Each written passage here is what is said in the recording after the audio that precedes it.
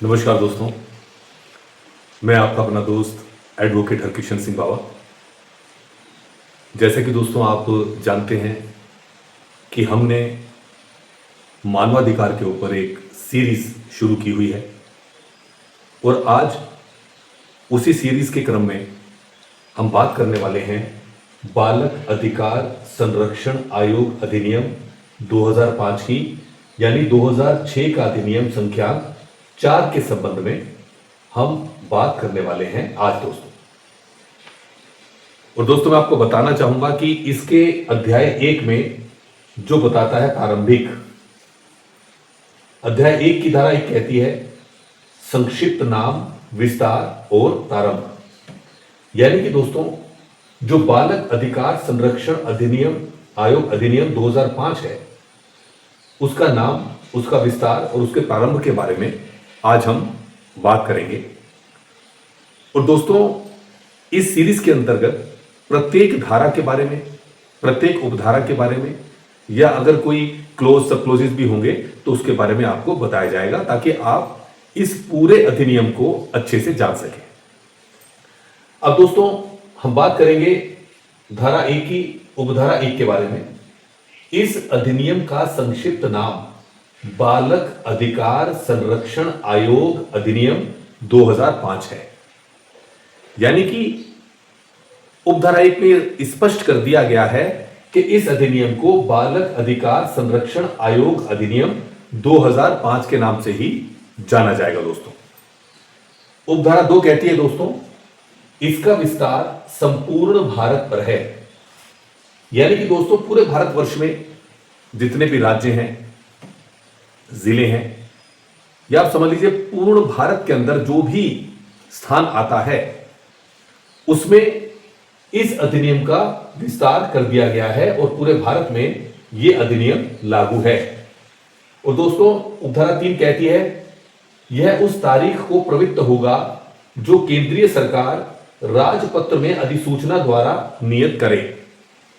अब उपधारा 3 के अंदर यह बात भी स्पष्ट है कि केंद्रीय सरकार जब राजपत्र में अधिसूचना द्वारा इसको प्रेषित करेगी, नियत करेगी, तभी से उसी तारीख से यह अधिनियम संपूर्ण भारतवर्ष में लागू माना जाएगा। अब दोस्तों बात करते हैं धारा 2 की, जो बताती है परिभाषाओं के संबंध में। इस अधिनियम में जब तक कि संदर्भ से अन्यथा अपेक्षित ना हो, बिंदु ए कहता है अध्यक्ष से यथास्थिति आयोग या राज्य आयोग का अध्यक्ष अभिप्रेत है। बिंदु बी कहता है बालक अधिकारों के अंतर्गत 20 नवंबर 1989 को बालक अधिकार संबंधी संयुक्त राष्ट्र अभिसमय में अंगीकृत और 11 दिसंबर 1992 को भारत सरकार द्वारा अनुसमर्थित बालकों के अधिकार भी हैं। दोस्तों बिंदु सी कहता है आयोग से धारा 3 के अधीन गठित राष्ट्रीय बालक अधिकार संरक्षण आयोग अभिप्रेत है। बिंदु डी कहता है सदस्य से यथास्थिति आयोग या राज्य आयोग का सदस्य अभिप्रेत है और इसके अंतर्गत अध्यक्ष भी है। बिंदु ई कहता है अधिसूचना से राजपत्र में प्रकाशित अधिसूचना अभिप्रेत है। बिंदु एफ कहता है विहित से इस अधिनियम के अधीन बनाए गए नियमों द्वारा विहित अभिप्रेत है। बिंदु जी कहता है राज्य आयोग से धारा 17 के अधीन गठित राज्य बालक अधिकार संरक्षण आयोग अभिप्रेत है। तो यानी कि दोस्तों जो धारा 2 के अंतर्गत जो परिभाषाएं हैं उसके बारे में बताया जा रहा है।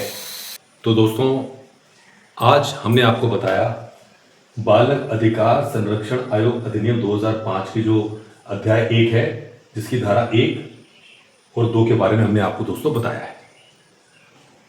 तो मैं आपसे यही निवेदन करना चाहता हूं कि ये जो अधिनियम बने हैं, चाहे वो बालकों से संबंधित हों, चाहे महिलाओं से संबंधित हों, चाहे अनुसूचित जाति से संबंधित हों, चाहे अल्पसंख्यक से संबंधित हों, दोस्तों इन सब अधिनियमों का एक ही लक्ष्य है और वो लक्ष्य है कि हर इंसान अपने जीवन को खुशहाली से जी सके।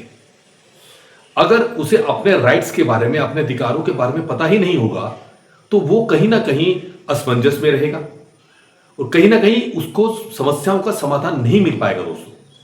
उन सभी समस्याओं के समाधान के लिए ये जो हमने सीरीज चलाई है अपने चैनल एडवोकेट हरकिशन सिंह बाबा पर, इन सभी सीरीज को आप मेरे प्लेलिस्ट में जाएं, इस चैनल के उस प्लेलिस्ट के अंदर सभी सीरीज आपको दिखेंगी दोस्तों। उन सीरीज को आप जानें, समझें अपने अधिकारों को, ताकि आने वाले भविष्य के लिए आप एक बेहतरीन भविष्य को तैयार कर सके दोस्तों। आप हमेशा मुझे अपना प्रेम, अपना स्नेह देते हैं, उसके लिए मैं तहे दिल से शुक्रिया अदा करता हूं आप सभी का।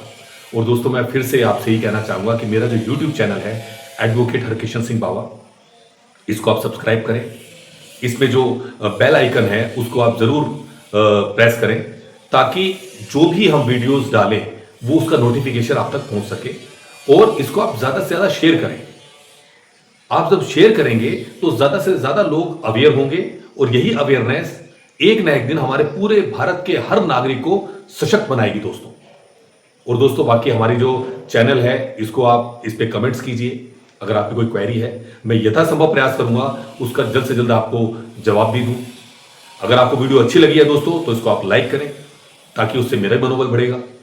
और इसी प्रकार मैं पूरी कोशिश करूंगा कि विधि से संबंधित जितने भी सेक्शन हैं, जितने भी अधिनियम हैं जो जनमानव से संबंधित हैं, उससे रिलेटेड हैं, मैं उनको सीरीज के रूप में आप तक पहुंचाने का पूरा प्रयास करूंगा।